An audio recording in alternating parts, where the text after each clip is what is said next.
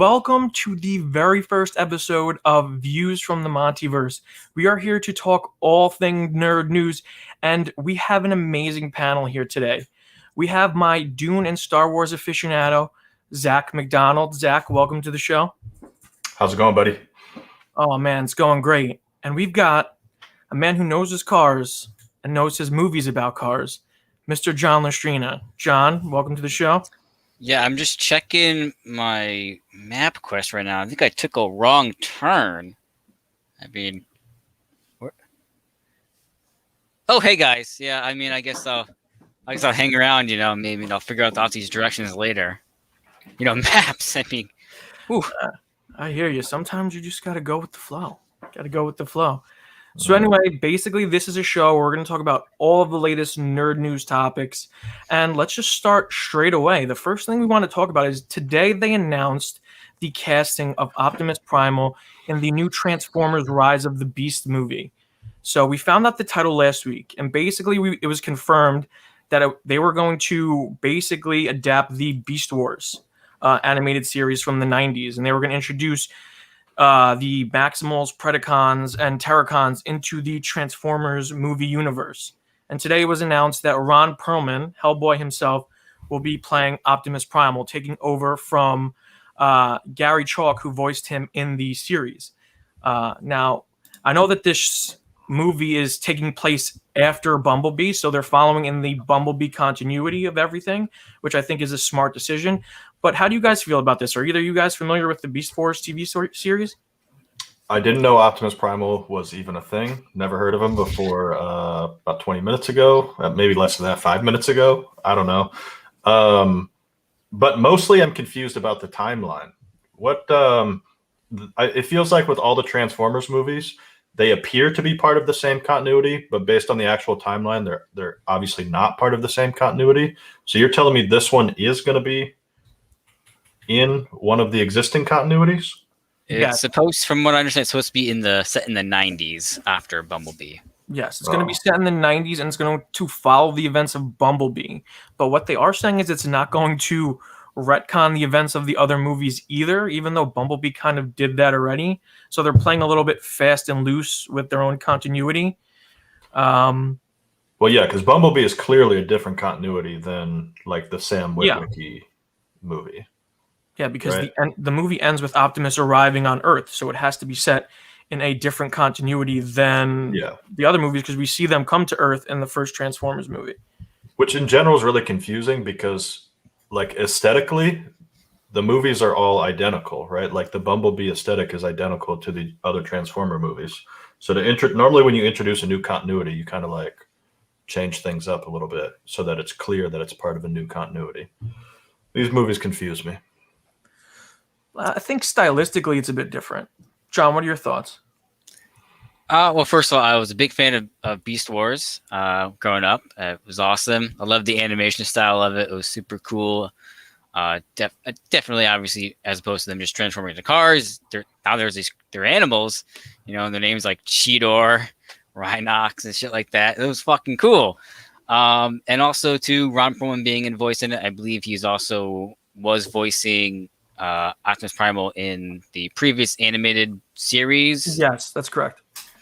So having him back is a familiar sort of voice, if you will. With these live action Transformers films, I watched them all. Bumblebee's the only one that is kind of logical and fun to watch. The other ones are kind of a slog. So it'd be interesting to see them following still in that sort of timeline, that world. But now they're going to Beast Wars, which is, first of all, live action Beast Wars has me kind of, I don't know. Yeah, I feel the same way. It's a little weird because I grew up, like, in all honesty, I'm a 90s baby. So Beast Wars was my introduction to the Transformers universe. It was the first piece of Transformers media that I watched. So I really loved that show growing up. And the story behind it was so great. I think it kind of deserves its own movie instead of just being kind of lumped in to this sequel to Bumblebee, which I think they should have used as a springboard to reestablish the regular Transformers universe, which is in a lot of trouble in its own way. So I don't know. I'm definitely interested. It is Stephen Cable Jr. is directing it, so I'm kind of curious to see what happens to it. But I'm cautiously optimistic that it will be good. So when was the animated show on TV? The animated show was, I know it was in the 90s. I'll get the exact date for you right now. It's debuted in 1996. That's interesting 1996, because like I watched like Transformers as a kid, but it was always the cars, right? I never saw. Somehow I missed Yeah. Beast Wars, even though that's kind of like I would have been 8 years old in '96, so that seems like it would have been prime time for me to be watching it, but somehow I missed it. Yeah, it was, and I remember there was that big controversy too. Like people were mad that they made them animals, and there was that big like truck not monkey campaign. So I don't know. I have all the action figures tucked away somewhere from it, so I was a big fan. And there was Beast Machines, the sequel series, which I didn't like as much. I remember not liking that one as much. Yeah, no, that one was terrible. We won't talk about Beast Machines, but Beast Wars was great. Any other thoughts on the new Transformers movies, guys? I mean, I'm excited to see him take it a new direction. It does feel like maybe they had gotten a little bit stale in my mind. They tried to do some weird things with Extinction and The Last Night, but those were just like major busts as far as I'm concerned. So, whatever they want to do to try and, freshen it up, move it in a new direction, I'm happy to see it. I mean, they've made a lot of money. So, I mean, we'll see. I think they do need to sort of kind of refresh things, get as far away from the Michael Bay aspects as they can. Even Bumblebee, I think, did a good job of it being a tighter movie. It's like around 2 hours, which was like a perfect time. So you weren't having like an extra 30, 45 minutes of just jamming it in of stuff that would just, you don't remember. So as long as they can have this sort of a tightness to going forward. Because even too, I know there's still been plans for like other sequels, other projects around Transformers. It seems to be the first one taking off, so we'll see what it does. Okay, and before we change subjects, we have a special guest coming on. We have apparently an expert on the Transformers. Fairs, welcome to the stream. Are you there, Fairs? Wow. We have a blank screen. Okay, we'll get back to Fairs' thoughts on the Transformers movie, but we'll move on to the topics for now. It's a regular family show in here now. Family show takeover. Well, Fairs, when you get back, thank God. I'll put you on screen. Okay, so moving on to the next topic, Zach. I know that you're very interested in this one. Dune delayed again. Yeah. So we have Dune being moved back by Warner Brothers from October 1st to October 22nd, 2021. And the only good thing is that it still will be released in theaters and HBO Max simultaneously. And how do you feel about that? Do you think it's possibly due to the overwhelming hype surrounding Halloween Kills and No Time to Die and the fact that they're coming out really within a week of each other, and now pushing it back to that 22nd slot kind of leaves it open and doesn't really have anything coming out after it that threatens it that much? Yeah, I think that's part of it, just because of kind of what we know about this movie already. So we know that it's only going to be the first half or maybe even first 2/3 of the original Dune novel. So the box office is super critical for this because obviously if it doesn't make enough money, it's not going to get the second movie that it needs to complete the story that is Dune, which in my mind would be an absolute travesty because I mean, Dune to me is kind of like the pinnacle of science fiction writing, and the fact that we haven't had a good adaptation of it on screen yet is pretty painful. But then when you finally get this situation here where it gets a big budget, it gets probably one of the best directors in Hollywood right now, or in the world, I should say, to see it continue to be delayed and then to potentially have the possibility of it not getting the complete story would be awful. So I think they really need to do whatever they can to make sure the box office haul is what it needs to be. And if that means pushing it back 3 weeks, it's frustrating, but I understand it. And, I'll live with it. Yeah, and John, before I get to you, I'm just gonna add to the stream because he's back. Fairs, welcome to the stream, buddy. How's everybody? Doing good, Oh my guys. god. Oh, we're doing How's great. Ferris, where are you? Right now. Where am I? I am at my brother's house. Oh, okay. I'm at my brother's house. Yes. Yes, So I couldn't miss the first MontyVerse live, guys. I couldn't do it. Come Couldn't on, miss it, man. inaugural Couldn't episode. miss it. Exactly. I couldn't miss it. I had to be All right. honest. So, John, what are your thoughts on Dune being delayed? Are you excited for the movie? Do you have any hype behind it? I'm not a big Dune guy. I'm not too familiar with Dune, like Zach. But I do like Denis Villeneuve. He's a very talented director. I mean, all the stuff that he's done has been good to great to phenomenal. So he doesn't put out bad stuff, and he just seems a guy that won't be involved in the project that is going to be good. The big thing with delay is it's not really surprising, especially with all now these movies with theaters open. They're all sort of getting crowded up, and someone's got to move. And you have another highly anticipated film, No Time to Die, which has been delayed multiple times as well. That's got to get out there. That needs its breathing room. You don't want everything to be too cluttered. The big question is, I mean, even with Blade Runner 2049, which is obviously a very phenomenal film, highly regarded, but no one showed up to that. So again, are people going to show up for Dune? Because as they've been saying, they want to make the sequel. The second part of it, they have it written, prepared, but it's very much hinging on the box office return. If it's not there, then it's just going to be another project that is. Well, Yeah. John, the Blade Runner 2049 incident was more like no one gave a damn about Blade Runner, the original. So why the hell would I go to the sequel anyway? Because like that was more like it. Like no offense to like the fans of Blade Runner, but let's not act like Blade Runner was just everyone loved it. Like it was literally like half hated it, half loved it. So, and the people who didn't watch it didn't go to the sequel. I think like the Blade Runner thing, when people be like, "Oh, his movies don't make money. His movies don't make money," it's because they're not marketed. Like they're just not marketed well or like marketed at all. Like no offense, Sicario is amazing. It is phenomenal. Mhm. But it wasn't marketed. Like they're horrible at marketing. Like no Yeah, but offense, WB just can't market films that aren't Christopher Nolan films. To counter that, there's been a lot of hype surrounding Dune, though, from the very beginning. Like this film has had a lot of word of mouth behind it. No, man, the marketing, please.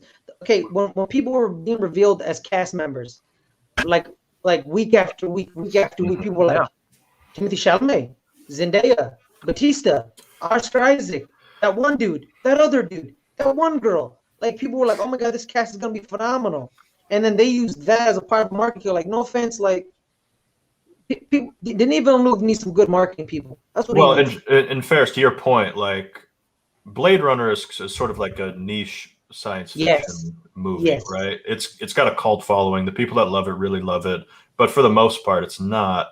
It's not something that's super popular. Yes. Whereas Dune is pretty well regarded as if not the top end of sci-fi, at least near it. I mean, the franchise, the brand of Dune is significantly more powerful than the brand of Blade Runner. So yeah, and William Harold is correct in that assessment. It came 40 years after the original Blade Runner, so 40 years is a long time.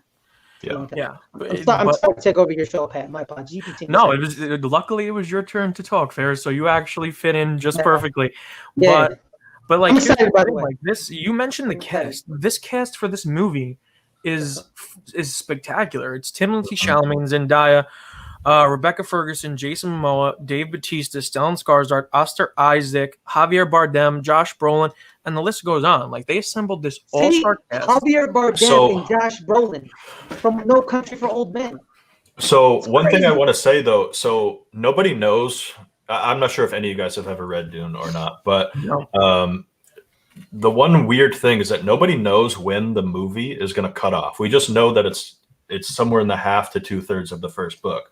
But an interesting thing is that Zendaya and Javier Bardem, both of their characters, they don't really show up in the book until like well into it. So given the amount of marketing that has sort of surrounded them and sort of like the set photos and how much it's been on them, it's curious because it seems like it may go deeper into the book than I would have originally anticipated How many books are or there? expected. How many Well, books are there? so there are 6 original books written by Frank Herbert, right? Those are sort of considered to be like the real series, if you will. They're kind of the equivalent to, like, in Star Wars, the George Lucas movies, right? Those are kind of the official. And then you have other people that have written other ones. They get a little esoteric and kind of go off the rails after a certain point, but altogether there's, I don't know, like 14 Dune books or something like that. But I mean, this movie, the main one is from 1965, just titled Dune, and that's what this movie will be covering, and hopefully the sequel will be completing, because it is it's an in-depth book, and it needs to be told over 5 or 6 hours, not 2 hours and 15 minutes like the David Lynch version was. It's just not enough time to tell the story properly. So. Yeah, I think what gets me so excited about this movie is the people who've read the book. Like people like you, Zach, like who talk about this movie.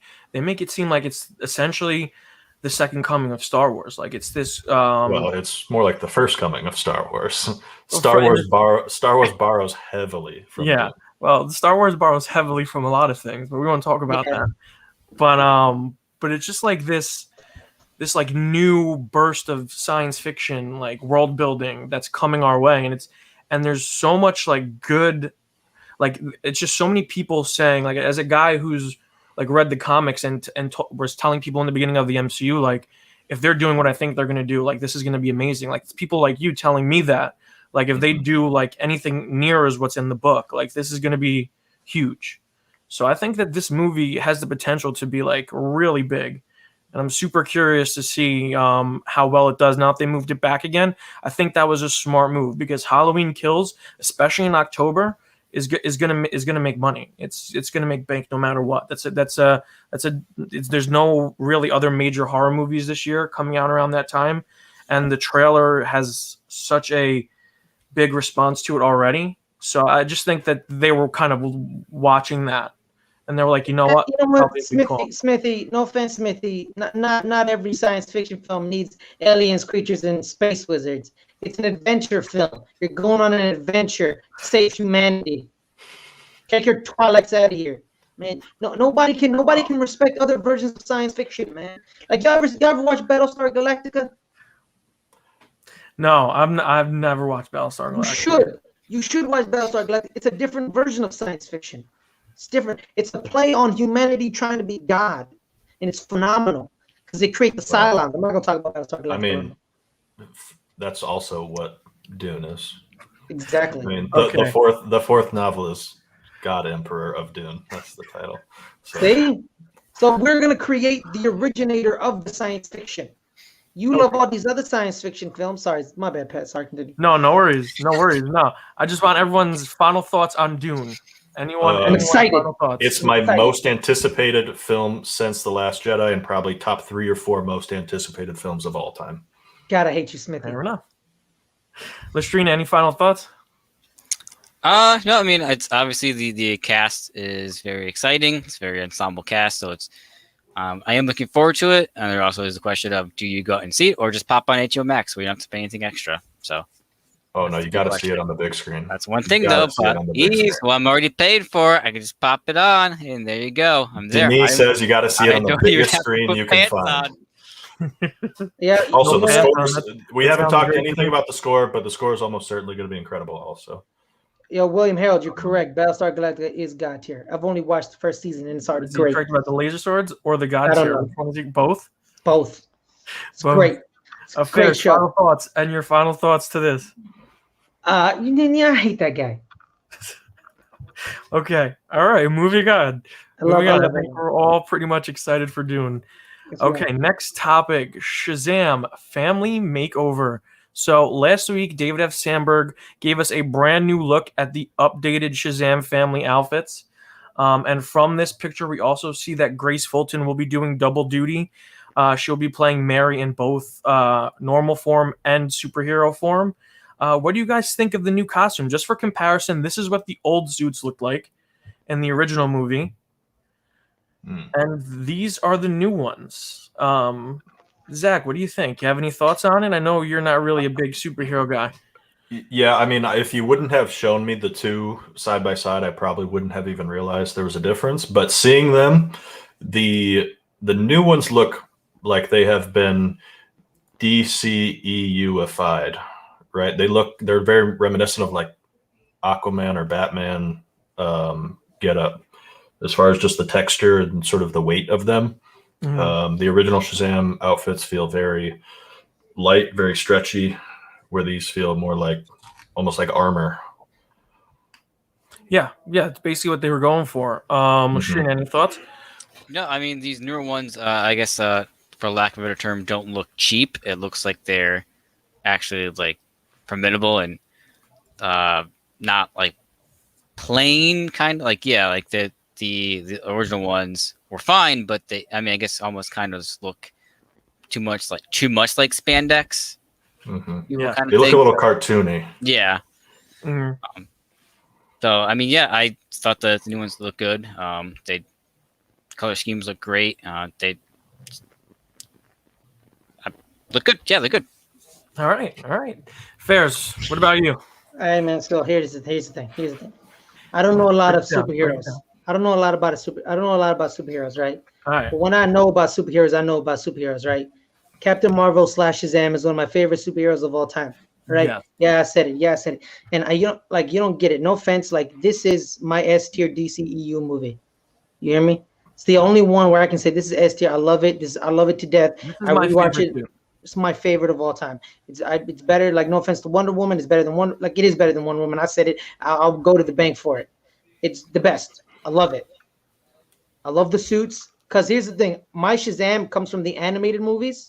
Because I'm a massive DCAU guy. Yeah, the Timverse. The Timverse. And the way they built their suits was similar to the original one, the Shazam one, not this one. I was okay with that. This one, it looks like it got more texture, got more oomph to it. Exactly. It got a little power, like the way it's set up. I enjoyed that they kept Mary's skirt, because she has a skirt and they kept it continuity wise, but they changed it to more like a battle skirt.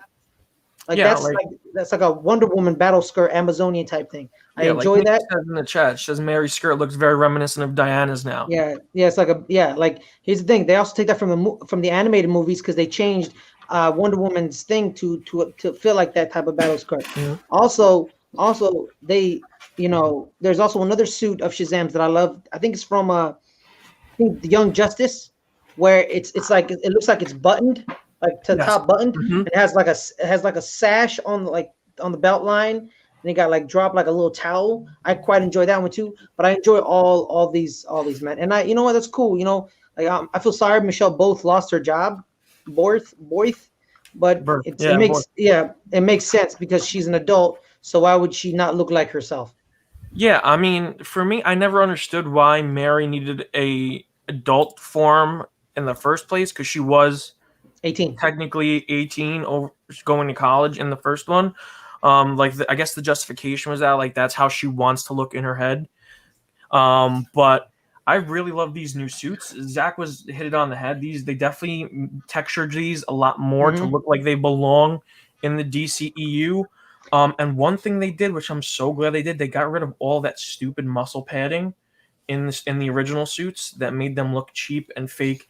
And a lot of it's like they let the actors be more of the actors in them. There's a lot more size variations, especially between the male hero counterparts. I like what they did with Megan Good's suit. Look at Megan Good's suit. I like that one. Now look the old one, the old Darla one. Look at it. See, look at that. Yeah. I like how they switched it up. It was pretty cool. Yeah, and I don't mind the new looks at all. I think that a lot more of they differentiate a lot of each character a lot more than the original suits. Can you hear me? Yeah, we can hear you good. And like I said, I'm very excited for this movie. Shazam was pretty much, if not my favorite, definitely one of my favorite DCU movies, and I'm very excited to see what this next film does. But I think with those suits, we're off to a good start. So that being said, moving on, staying in the DC universe, We're talking about the new Suicide Squad trailer and how the Suicide Squad puts Superman in the ICU. Now, there's this big controversy because the trailer focuses very heavily on Idris Elba's Bloodsport. And there's a line in the trailer that says that he was put in prison because he put Superman in the ICU with a kryptonite bullet. And it drove the internet crazy because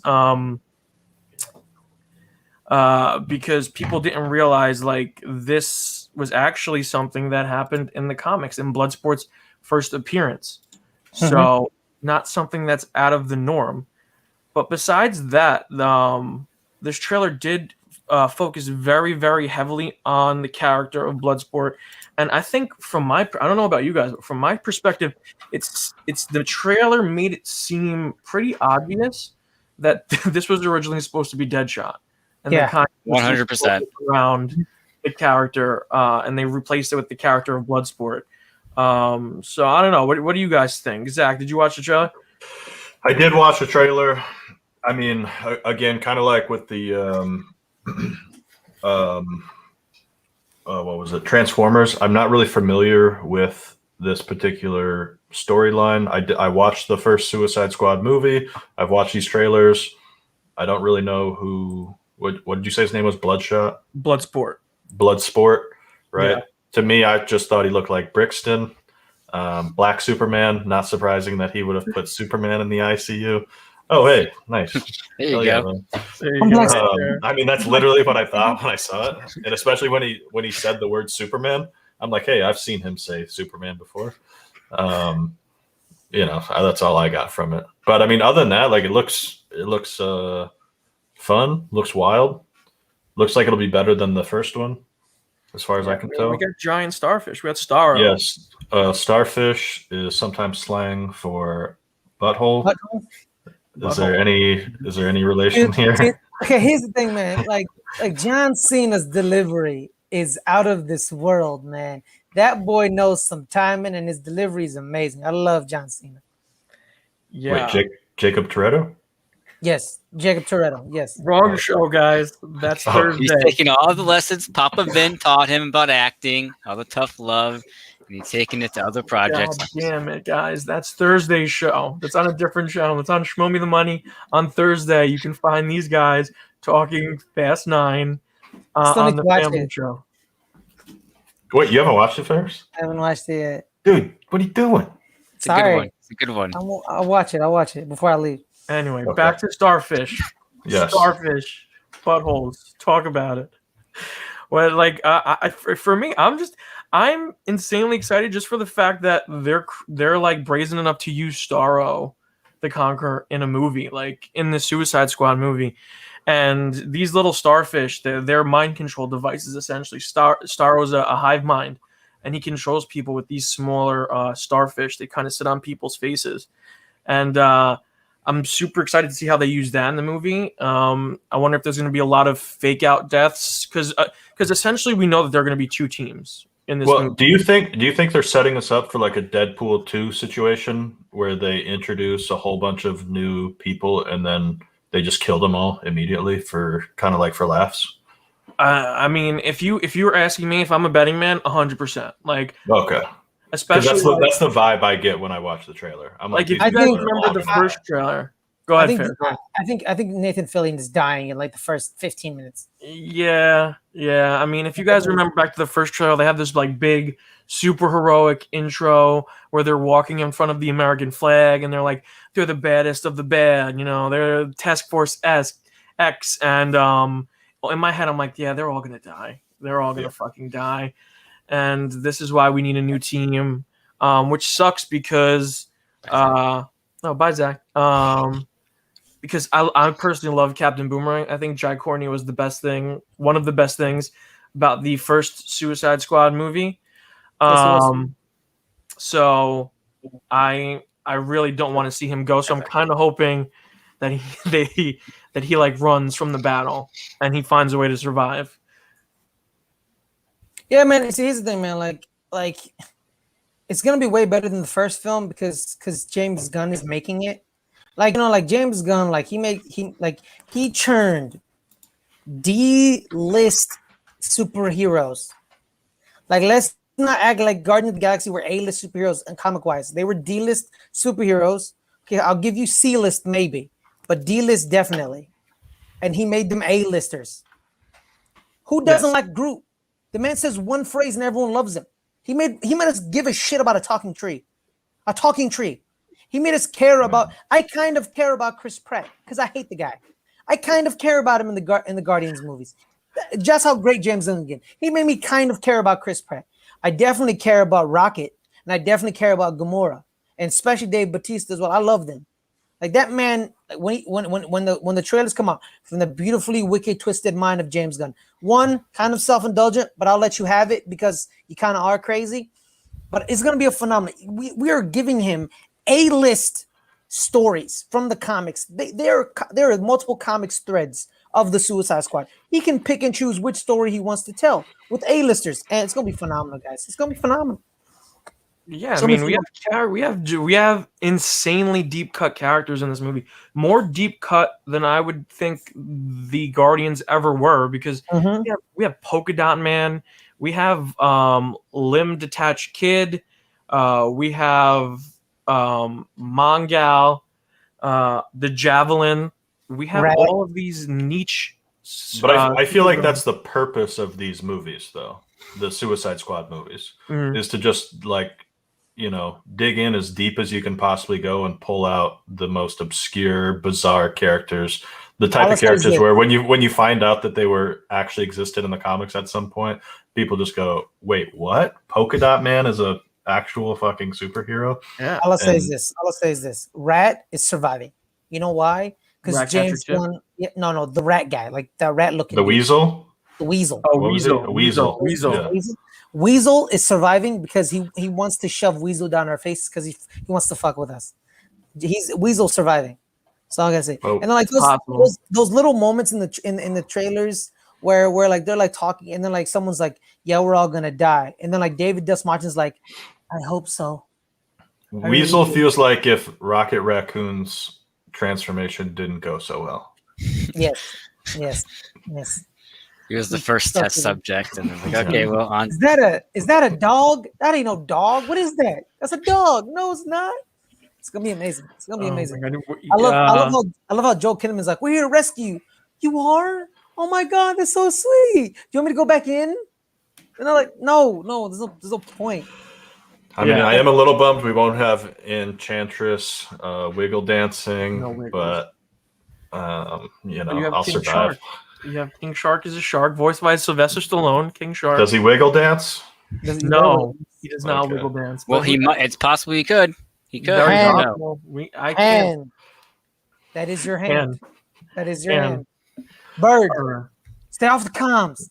Oh god. And all right, staying into the DC universe, we're gonna go on to a movie that I'm not too sure about. I really wanted a Flash movie. But DC is dead set on giving us a movie with Batman and Supergirl featuring the Flash. And I'm very nervous about it. So the Flash was filming in London, and we had our first look at Supergirl and a returning Michael Keaton as Bruce Wayne. And Supergirl we have here. I have to say I do like the look of the suit. The suit looks very good. She looks very good. Yes, that's Sasha Callie, I think, right? Is her name? Yeah, from the Days of Our Lives. Yes.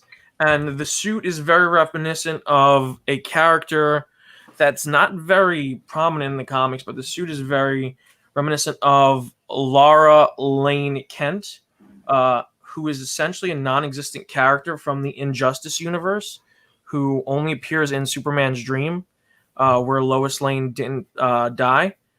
And the suit is very reminiscent of that. So it's about people are potentially saying that it could be the daughter of a Superman from Michael Keaton's universe. And that's what we're seeing. What do you guys think? First thoughts on Supergirl. And while we're there, I'll also pull up Michael Keaton because he just looks phenomenal. I just think he's great. As much as I'm worried about this movie, I'm not worried about him being in it. I think that he's just locked in to the Bruce Wayne role.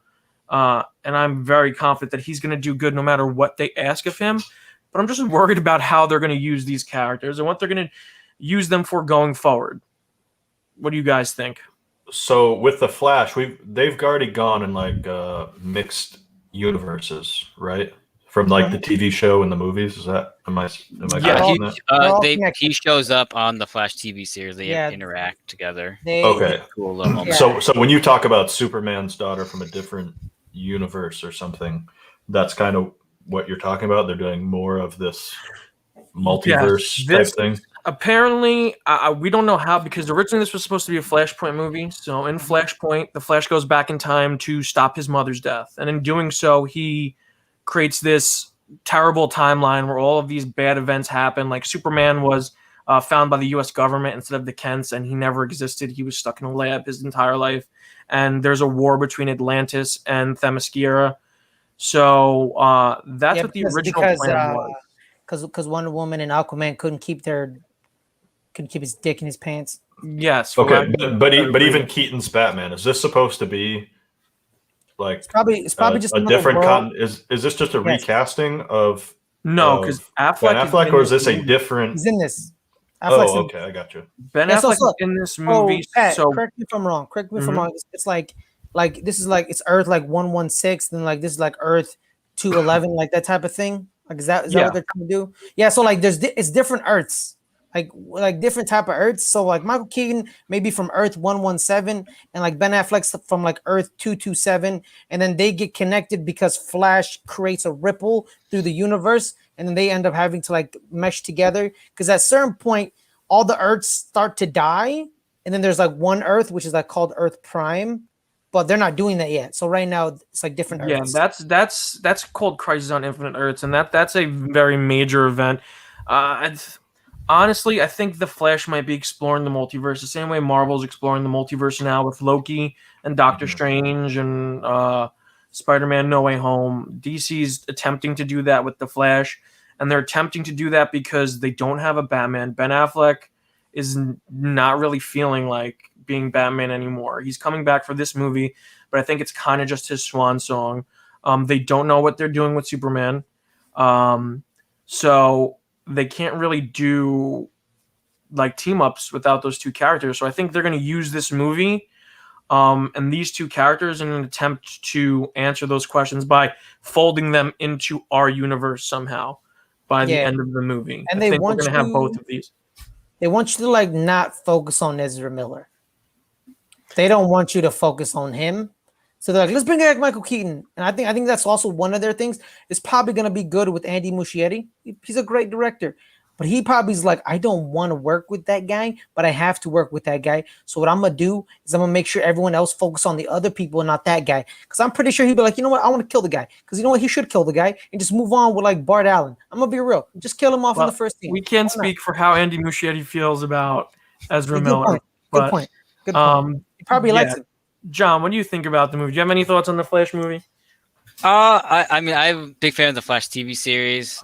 So I've always been skeptical of this, what they've done in Justice League, and then even the Snyder Cut. Just that version of the Flash always kind of didn't work for me. I mean, this movie obviously, as you said, there's a lot of question marks, and now they're throwing in Keaton's Batman, which is great. You know, Michael Keaton's great as Batman and Bruce Wayne. He looks great. There's also, I think, the shot of him like in driving in a Mercedes, which is really cool. Yes. So I'm definitely down for some more Keaton. Keaton's always great. I do really like the Supergirl, like her outfit, her costume. Kind of reminded me of on Supergirl TV series how they upgraded her outfits, where they removed like the skirt and everything, so it was more pants and more fluid. There are people who I guess who are speculating, questioning why she wasn't wearing a cape, and then someone said, well, they could add it in post, but it's also something. I think there was a picture of her on the ground with a cape on. I just didn't have time to grab it, but I'm pretty confident in saying that I believe the costume has a cape, a red cape. I would think that most of the time the cape would be put on in post. Yeah, especially because they can't wear it with the wiring rig. Yeah, and it's just too sort of unpredictable in real life. I would think to use during actual shots. for the most part. If you're just like standing still, probably. But anything dynamic, I think you would probably want to add it in post. Yeah, and final thoughts on this movie. I'm excited for it. I've always wanted a Flash movie. I would have preferred it if it was Wally West instead of Barry Allen, and I would have preferred it if it was not Ezra Miller, and I would have preferred it if it was an actual movie about the Flash, because the Flash has probably the best rogues gallery in comics outside of Batman, and this movie so far is they're only promoting like Keaton and Supergirl. So yeah, I'm gonna have to wait to see more from this movie before I make a snap judgment. Man, you also, man, let's be real here, man. WB, they suck at superheroes not named Batman. You know what I mean? I mean, their past couple Batman ventures. I mean, BVS was critical and financial failure. Justice League. What did was you? No. critical. But what did you think of Batman? What did you think of Batman? I did not like aspects of the Ben Affleck Batman. Okay, gotcha. Yeah, well, they've hit more than they've missed. Yes, you know what I mean? yes. They've hit more than they missed. Like I don't know what's going on with them, man. Like they have one of the greatest media entities of all time. They have stories upon stories of greatness at their fingertips, and they just keep flubbing it. I don't know why. Like I don't know what the hell is going on. Because like let's be real, man. Like I just don't get it, man. Yeah, it's a lot of terrible decision making having to do with quarterly investments and nonsense that we have no part of, and trying to rush the Marvel method, and they showed that it couldn't work. But before we spend too much time on DC, let's move on and let's talk a little Star Wars, because Making Star Wars has said that they believe in the Obi-Wan series that Obi-Wan will fight at least one Inquisitor, and lightsabers will clash, and we'll see Obi-Wan Kenobi face an Inquisitor. And I'm like really excited about this potential, because I think it's smart, because the Inquisitors are around and highly active during this time, and he's probably one of the most wanted Jedi out of any of them. And we need something for him to do. Like we can't have him fight Vader, like at least until like the finale, if they do clash ever. They will. We need some sort of. You can't have him fight Vader at all. All right, you know what, Zach? I'm gonna let you take the lead on this one. What are your thoughts on this one?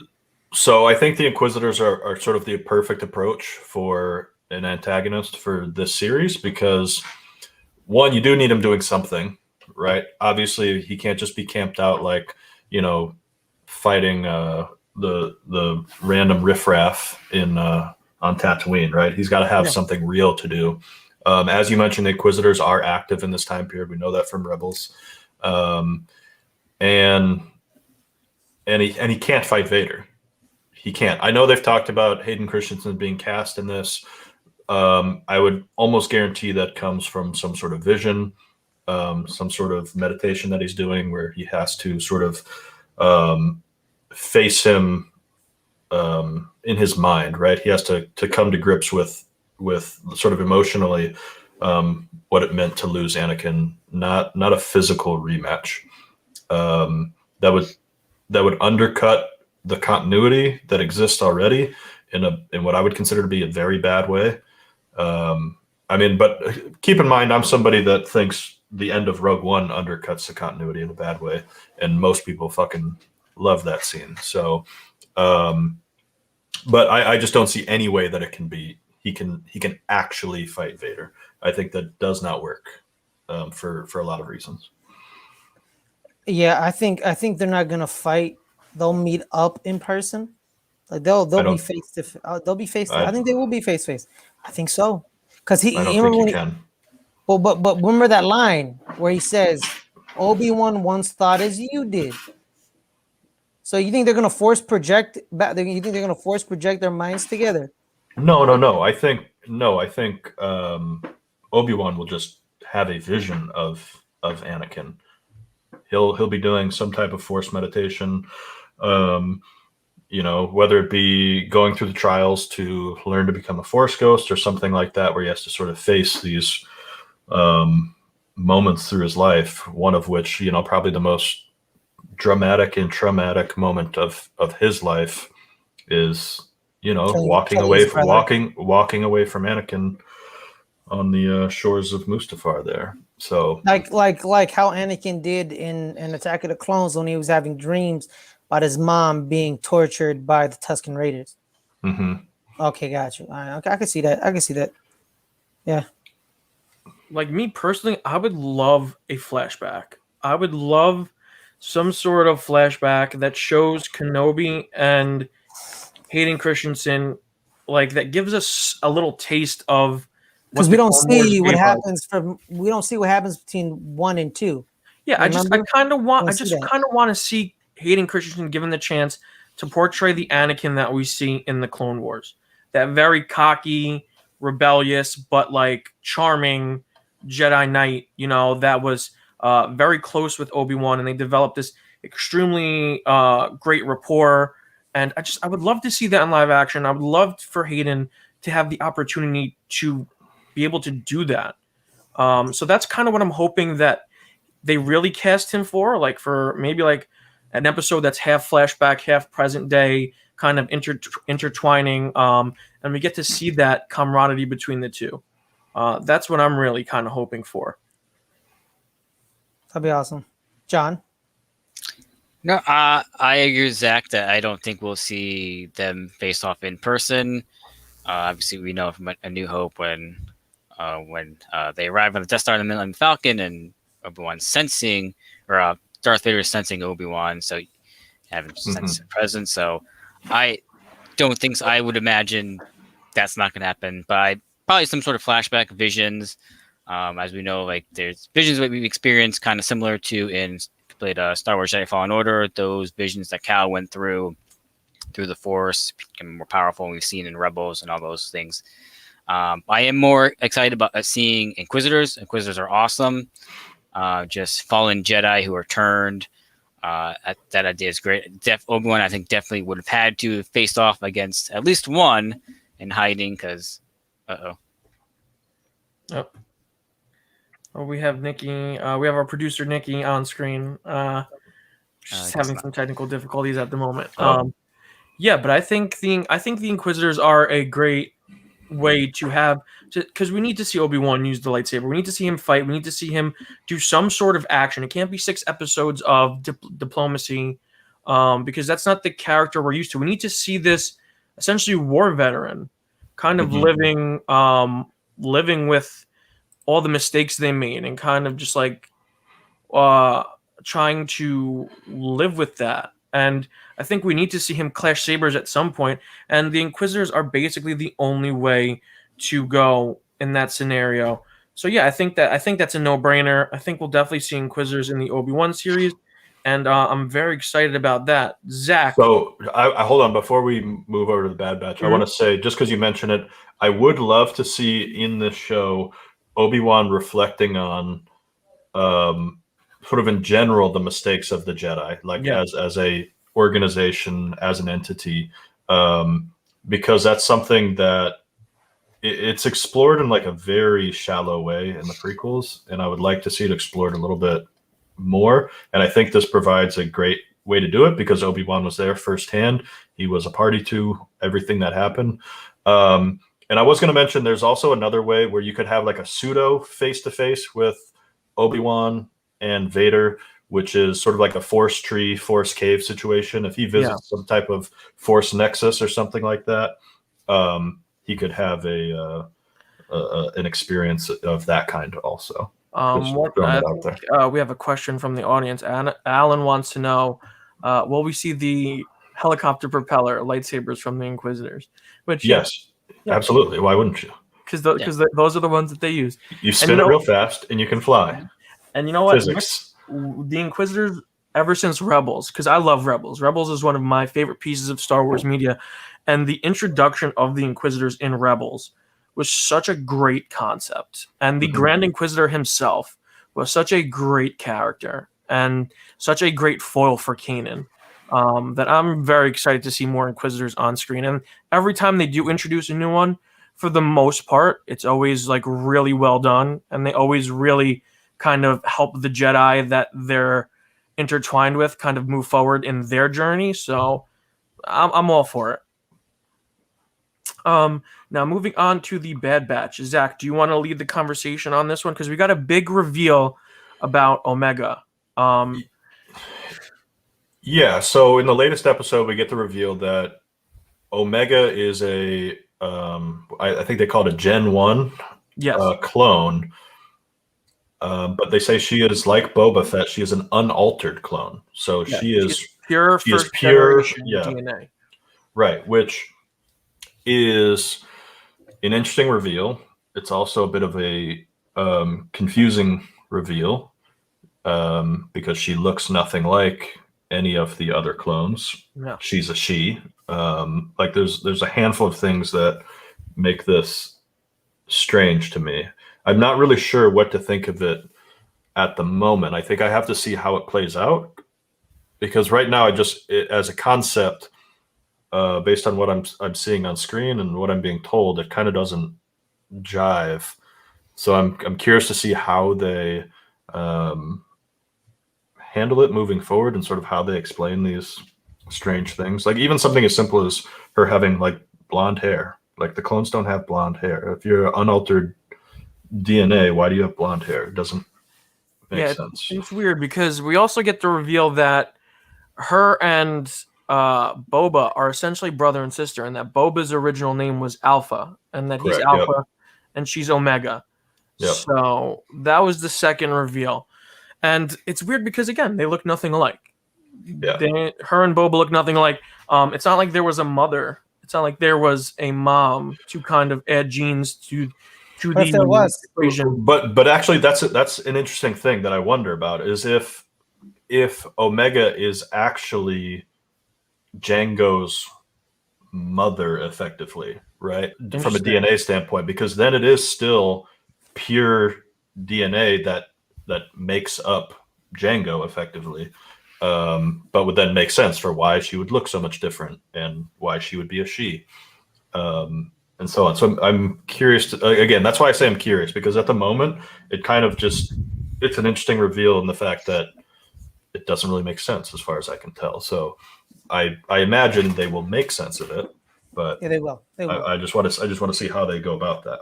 Yeah, and I kind of want to know like what your guys' general while you guys are touching on this, I also want to know like what your general thoughts on the Bad Batch are, because I like it. I don't think it's my favorite, like close to my favorite yet.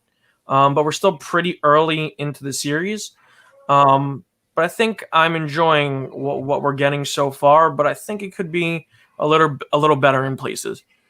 So my initial instinct is not great, honestly. They're not exploring the things that I think this show is ripe to be exploring, mostly to do with Crosshair and sort of the transition of the Empire to these people that have the inhibitor chips to these people that are just straight up loyal to the Empire because they want to be, and potentially these ideas of like what happens when you get rid of Crosshair's inhibitor chip and he still decides to stick with the Empire. Like that's something that would be crazy that I think I would love to see. That so far they've kind of just the Crosshair storyline has been pretty minimal up to this point. Which is unfortunate, and on the Empire storyline in general. But then the other thing that they're doing that I don't love is it's too self-referential at the moment. We've got too many old characters that just seem kind of weird. I was on PLD's show a couple weeks ago after the first episode that had Fennec Shan, and I was like, I could do without that. That's you're starting to make the universe feel too small when you do stuff like that. Yeah. But then, like as we go on, then you get Trace and Rafa. What's her name? Rafa, I think. Trace and Rafa, who were friends with acquaintances of Ahsoka, and then now we get Cad Bane, and then with this reveal about Omega being a clone of Boba, now tying into The Mandalorian, where we have Fennec Shan and Boba Fett are together at the end, but now here some 30, 35 years earlier or whatever. No, not that long. 20 years earlier, 25 years earlier. Fennec Shan and Boba Fett's clone sibling are together, and it's just like the world is too small right now, and Yeah.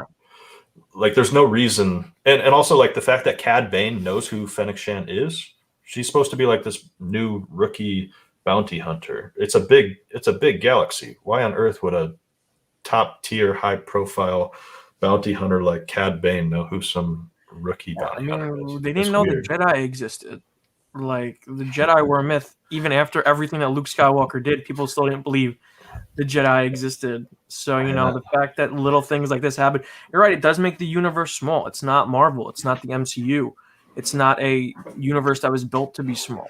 Star Yeah. Wars and the expansion was just supposed to be just that, an expansion. But Fairs, John, what do you guys think about the Bad Batch so far? You go, John.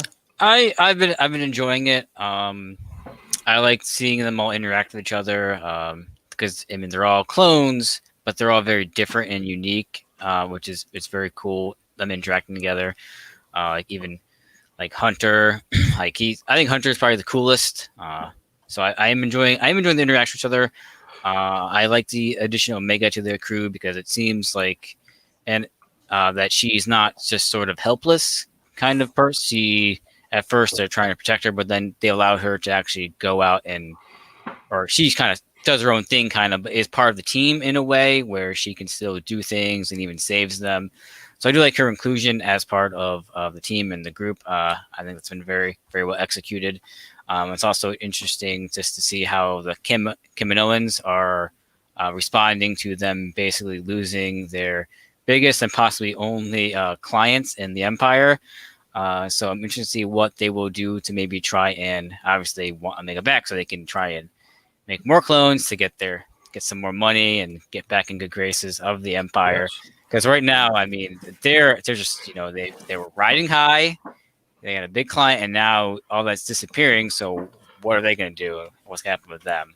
I've talked about this before, but what were the Kaminoans doing before they were putting together the clone army? That's a good question. Like, where is the infrastructure? Where are the other? Yeah. I mean, in this last episode, we did see that they have a closed down facility, and we saw some other weird clone of some sort fall out of that tank. But the Kaminoan economy is a real mystery to me. I'm curious about that.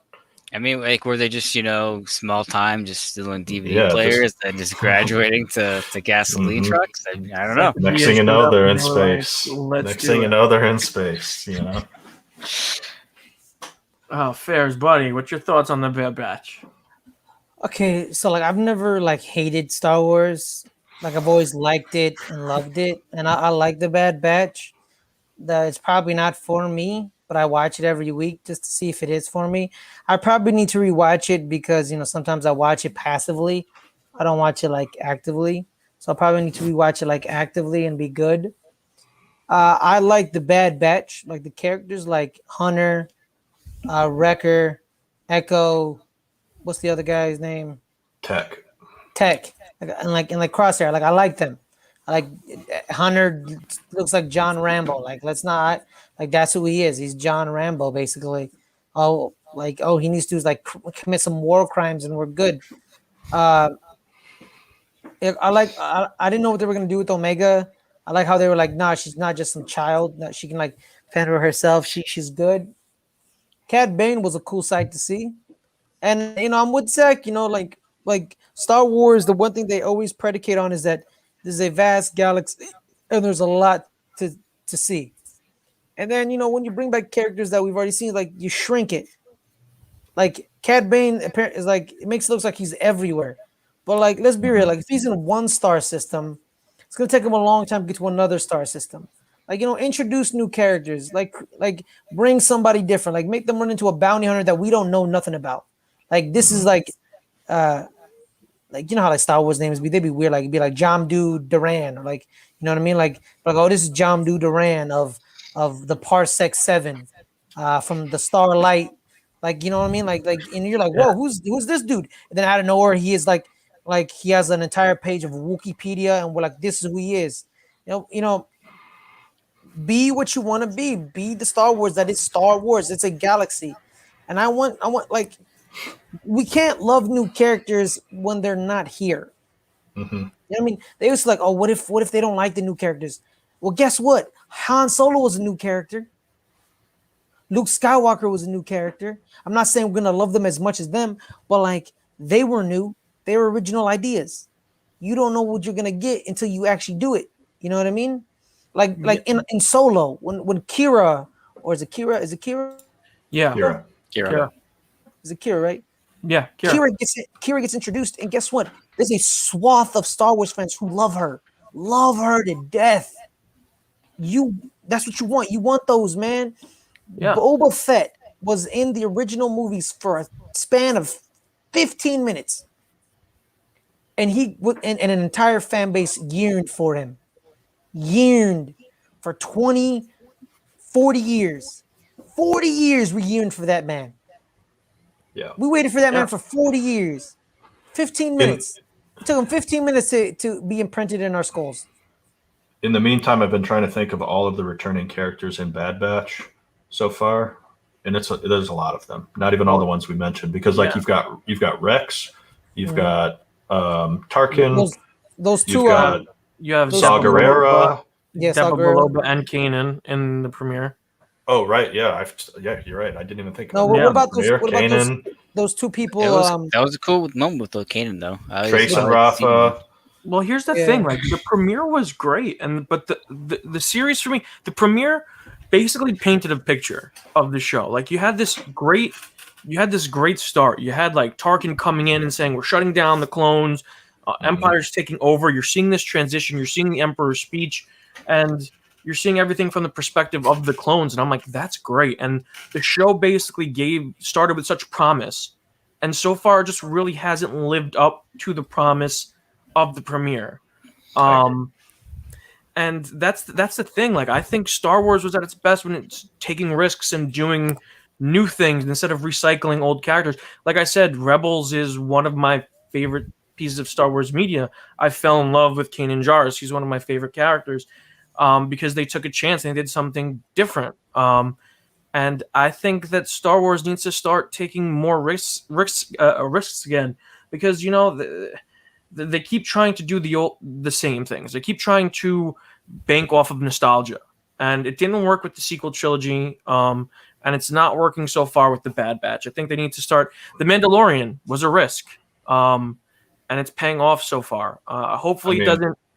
Like the Mandalorian, like just Disney Plus series about an unknown bounty hunter in Star Wars.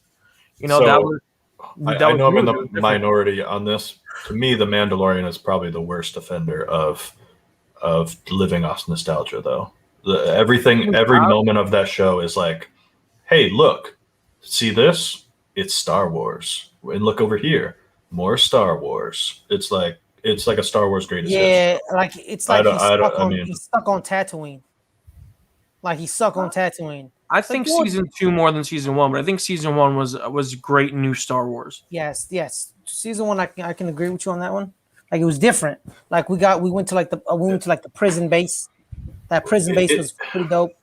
It feels like their biggest issue is that they don't want to just like jump off the deep end here ever anymore. With Rebels, they effectively with Rebels they give you a whole new cast. Yeah. And then throughout, they let you grow with these casts, and then later on they're like, oh, by the way, Ahsoka, that's pretty sick, right? And you're like, oh, sick, Ahsoka, but you're not watching it to get to Ahsoka. That's not why you're there. You're watching it because of the new characters, where now it feels like everything is, hey, look, a new character named Omega. She's fun, right? But also, just in case you don't like her, we've got Rex, and we've got Tarkin, and we've got, all these other people that you know. And if you don't like her, she's connected to one of your favorite characters of all time. Yeah. Yeah. Right. So I think to close out the Bad Batch, I think that, Alan brings up a good point. He's glad it exists, but he agrees with Zach. Story is not what I want it to be. And I'm going to have to agree. The story is just not where I thought or wanted it to be right now. But I'll give it. I'll keep sticking with it. You know, for you got to give it at least a full season just to see kind of where they end up. But Yeah, definitely. Yeah. Because like with Rebels, the first handful. I mean, if I were to judge Rebels based off of the first 8 or 9 episodes, I'd probably be sitting here kind of saying I wouldn't be saying the same things because it wasn't recycling old characters and old imagery the same way. But I'd be saying like, where's the meat here, you know? Yeah. And then eventually, we got it in droves, you know. So hopefully, Bad Batch will deliver on that also eventually. So I will be patient. Why and give it a chance. Why do they always do that? Like, see, here's the problem. Like, I get it. Like, but Star Wars is like a horrible offender. Whereas, like, hey, the first 3 seasons of Clone Wars, not 2 seasons, it's not good. Watch season 3 and on, and you're like, I think what? Rebels. The reason for Rebels is because they wanted to market it to kids at first to get them in, but then once they got the kids in, there was one episode in particular in Rebels in season 1 that I'm thinking of, where they did something you didn't expect them to do. They went dark very early, like, and in regards to like Ezra and his parents and like the search for his parents. And once they did that, and once they crossed that line, I'm like, okay, this show is going to take risks. They're not going to do what I think. They're not going to do happy endings all around. And I'm excited to see what happens next. Yeah, originally that show was on Disney XD, right? So they were marketing to a younger crowd even than the original Clone Wars. And then, yes, they do go dark in some spots. I think it's like very early in season 3, maybe even the season 3 premiere, where Ezra like mind controls the driver of an AT-ST walker and makes him like walk off a cliff. And you're like, holy shit. Yeah. What on earth? This guy literally just murdered that guy. Rebels is one of the. He got a little buddy with Darth Maul, so that's what happens. Yeah. All right, so I think we all kind of voiced our opinion on where we feel the Bad Batch is right now. But again, you know, it always has the chance to improve. But for our last topic, we are talking Shang-Chi and the legendary new trailer that came out last week. We saw a lot of stuff. We saw the 10 rings in action. We saw a lot more of the Mandarin Wenwu.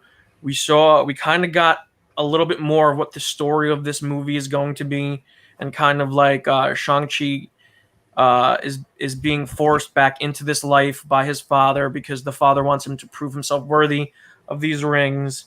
We get a cameo appearance from the Abomination in the trailer and Wong. It's crazy. It's crazy that they showed us. You know, they showed us so many things in this trailer. You know, you have Abomination, you have the Mandarin, you have the updated 10 rings insignia. They showed us so much. You know, there are the 10 rings in action. You're kind of thinking like, what if they're showing us this?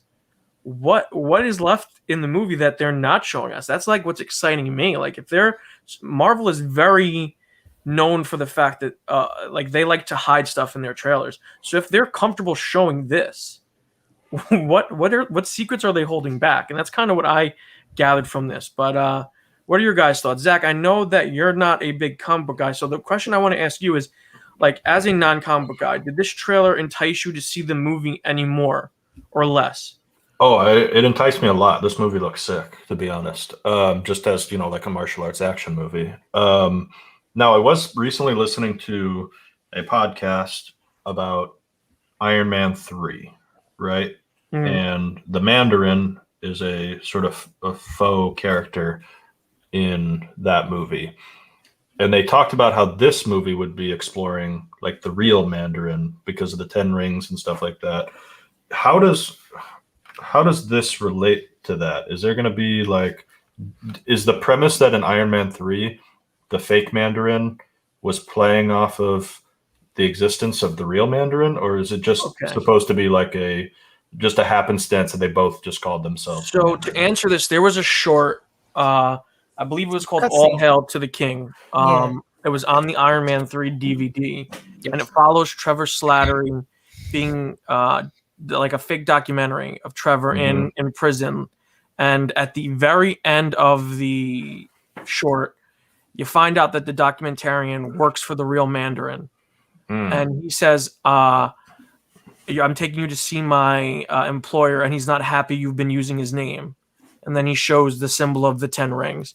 So Marvel has been sitting on the fact that a real Mandarin exists in this universe for years now. So this is kind of like the payoff to that.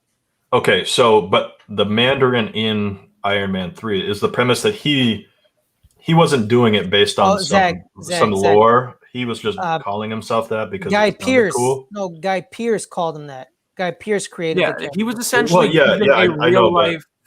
I'm assuming because we don't really know. It looks like from what I gathered from the trailer, Wenwu has been the Mandarin for a very long time. We see him here, which seems like to be a lot earlier than the present day. And we see this version of the 10 Rings flag, which is a little bit different, based off of the one we've seen, which has more like Middle Eastern cues to it. The original 10 Rings flags that we saw from the first Iron Man movie. So I think there's this organization called the 10 Rings that have existed in this world for a very long time, and at the head of this organization is this figure called the Mandarin. But like he's kind of like a ghost. No one's ever seen or heard of him because he's amassed so much power at this point. He's kind of like because in the comics, the Mandarin has his own city, the Mandarin City. So it's possible that Guy Pearce just stole that persona and put a face to it, because there was such a reputation behind it. It almost seems to me like it would make more sense though if Guy Pearce just decided he just came up with a name that just sort of sounded sort of ominous and intimidating or something without any knowledge that there was actually a supervillain that went by the Mandarin, because otherwise it feels like a risky move to be like, hey, I know that there's a guy that could actually kill me out there. I'm going to pretend that my idiot actor friend here is him. That seems like a bad play in my mind. I would like to think that he just was totally ignorant to the fact that the Mandarin existed and was like, oh shit, whoops, I accidentally named my buddy. I mean, he's dead now, so it doesn't matter. But it doesn't matter. He blew up, right? Yeah, or melted. Yeah. Melted, blew up, exploded, died. I mean, he can breathe fire though, so he's pretty sick. Yeah, Iron Man 3, what a movie. Okay, so John Ferris, what did you guys think about the new trailer? Did it get you any more hyped to see this movie? John? I would say it definitely got me more excited. The action looked really great. Going kind of what Zach was saying, he's unfamiliar with it, so I think that was a good because I think globally for like the casual MCU fan, they're not going to be unfamiliar like Zach would be. So you got to grab their attention, get them in, because this is their first film after Black Widow. That's not going to have, because Black Widow is going to have that hybrid launch. This is full on. Not going to be on Disney Plus at all, premiere, just full on theaters, sort of like kind of in September. So you want to try and make it look and be very welcoming and get people excited. So definitely the trailer definitely very, very fun, very, very cool.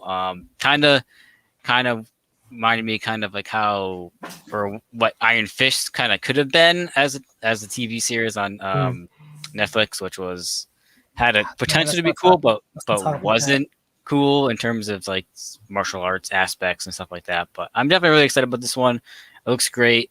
I'm excited to see because again, like I said, they threw a lot of just everything in that trailer. So obviously Marvel is very good at misdirections and holding things back. So I expect there to be surprises. But also, too, they want to try to introduce, because now they need to introduce new characters into the entire MCU to keep it going. So I'm definitely looking forward to seeing this one and see what it's going to lead into, because it's always what it's going to lead into. And yes, it was actually very cool to see Abomination again after how many years? Since 14 years? 15 years? What year is it? It came out in 2008. Yeah. 13 years. 13 years. Yes. So. It's fair. Yeah. Do you have any thoughts? Because there's a couple things I want to touch on, but yeah, give me your general thoughts first. Yeah, man. Like I'm flipping excited, bro. I'm really excited about this, man. Like I'm a big fan of the kung fu movies. The kung fu movie genre. I grew up on Bruce Lee. Bruce Lee's my guy. He's my hero. Into The Last Dragon. The Last Dragon. That guy's not Bruce Lee, but like 36 Chambers is a rap album. Sorry. Yeah. But you know, man, Bruce Lee, man, like I'm kind of tired, so I don't know Nah, I movie feel you, I trivia. feel you. I don't know movie trivia. I don't know all the names, but it is what it is. Like I love them. You know, like the raid brought a new resurgence, a new type of martial art with the Indonesian and Malaysian martial art. I don't know what's called. This is like this name. I don't know what's called, but it's pretty cool. So Mhm. like having the MCU, like I like how the MCU, like the movies that are not like the big team up movies, like they're their individual feel of the type of movie. So like this was gonna be like an action kung fu type movie. Guardians of the Galaxy was like a space odyssey with comedy. Ant-Man is like we're criminals, we're thieves, but we're thieves of heart of gold that become heroes. Um, um, you know, Captain America 2 is like a spy thriller, how governmental infiltration with Robert Redford. Robert Redford's pretty dope in the MCU. No one talks about how great he was. So yeah, I'm really excited. And so Iron Man 3, this is basically like it's a playoff Iron Man 3. I didn't like what they did with Trevor Slattery and Ben Kingsley, but then like I saw something that made me like understand why they did it. How like they use Trevor Slattery as an allegory of how the Western world views Asian culture and Asian people. Yeah. So Shane Black used him. It's like this is what you guys do to Asian culture and Asian people. Y'all think it's a joke. Y'all mimic it. Y'all co-opt it without giving proper respect and use it for your own personal gain. So when I think of that, Iron Man 3 changes for me a little, but but still like there's no purpose to it. And and if they have respect of the culture, the Asian American and Asian cultures overall, if they treat it with respect and love that they should do with it, I think it will be a good film. I think it's going to be a very good film because like Crazy Rich Asians, they're very respectful of the culture.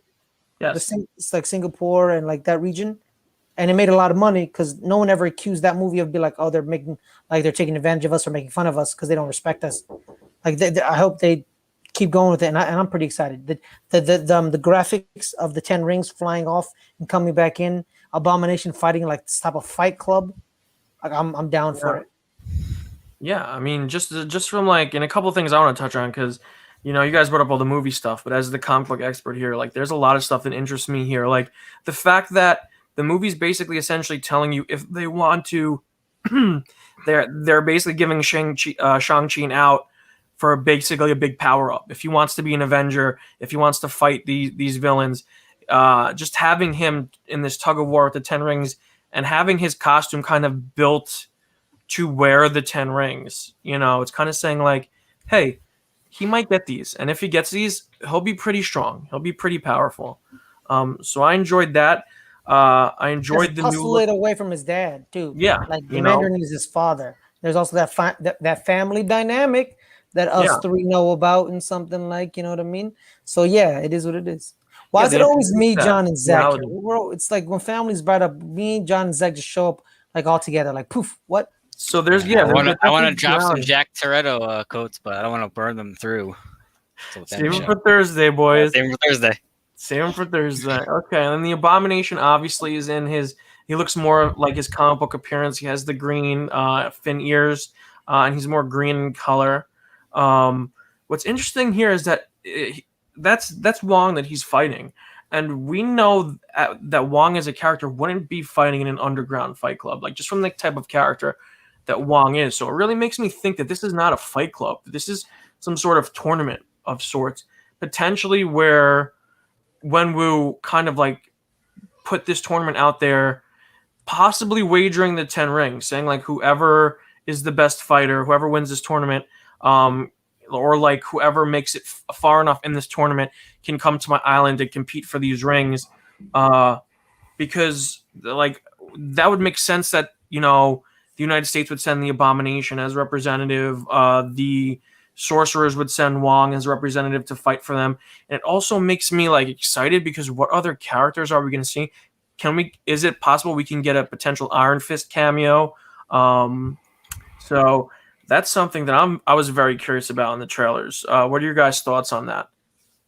I mean, something Ferris mentioned that I agree with is this does feel like a bit tighter, more focused of a movie, which are the ones that I like for the most part in the Marvel universe. You know, I like Ant-Man, I like the first Iron Man, I like Spider-Man Homecoming. You know, to me, those are when Marvel's at its best, which again is, you know, pretty contrary to the usual. I don't like the big team up movies very much. So between this feeling more like that smaller scale focused movie, and just in general, the martial arts, the effects, the action all looks really good. And in general, I like movies that sort of show other cultures. That's exciting to me. So I'm pretty excited for it, to be honest. It's Shang-Chi, right? Shang-Chi. Pat, you're Oh. muted.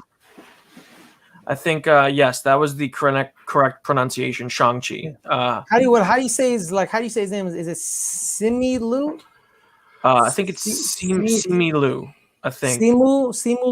Simu Liu. Someone correct us if we're wrong, but I'm sure it's something along those lines. And he looks fantastic. He seems charming. He seems like he was made for this role. Very charismatic. He has a presence to him. Just the Mandarin. I'm very excited for all of the characters in this movie. All of them. This is a very great cast. This is an all Asian cast. And Awkwafina. Hey man, Awkwafina's gonna kill it. yeah, Like and it's because like she killed it in Crazy Rich Asians. She killed it in Raya and the Last Dragon. She was the best part of Raya and the Last Dragon. I loved her as what was the dragon name? Damn it, where's Nikki when I need her? I thought Nikki. Kelly Marie Tran was the best part, but that's okay. Yeah, Raya. Yeah, that's cool. That's cool with that. I just loved Aquafina. And now she was also very good in the Farewell. I need to rewatch it to make sure my assessment of it is correct. But yeah, she was good in the Farewell. Also in, I believe, Ocean's 8, which was okay. Yeah. I liked it. I like Ocean's 8. Okay. It was okay. all right. So I think to sum it up, I think we're all excited to see Shang-Chi and the Legend of the Ten Rings. I know I'll be there opening night. But besides that, any last thoughts on anything, guys? That we talked about? Anything and anyone final thoughts? Nothing for me. This is right. fun. All right, Zach, where can the people find you? You can find me on this coming Thursday. What is it? July 1st on Schmo Me the Money channel for the family show. We are reconvening to cover F9. It will be the final episode, at least until we get another Fast movie. And that's about it. I don't exist anywhere else.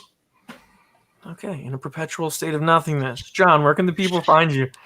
You will find me with Zach at 1327 on July 1st. Over at Schmo Me the Money for the family show. Reconvening for F9, the Fast Saga, until maybe F10 comes out in whenever that comes out.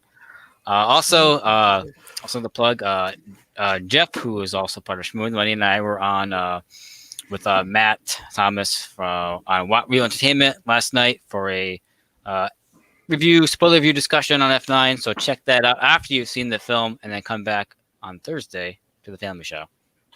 All right, Fairs, where can they find you? As the godfather of this modern day fast fandom in the general's chat, just want to point that out. Yeah, it was me. Yeah, I'm taking credit for that. Yeah, it was me, Zach. Trust me. It was I'm me. an OG Fast and Furious fan. What are you talking about? Yeah, I know, but I'm talking about in the general's chat. It was me. Okay. It was me. It was me by myself, and then John showed up. Then you showed up, and I was like, yes, I have reinforcements. Okay. Unfortunately, I won't be on the Thursday. I won't be there, unfortunately, because I probably have to work. That's when I get back from Fresno, so I won't be able to make it. So you make sure to go watch these two lovely guys discuss our favorite franchise of all time. But you can find me every Friday, 8 o'clock on the Let's Get Ready Talk Schmodown or Let's Get Ready Network.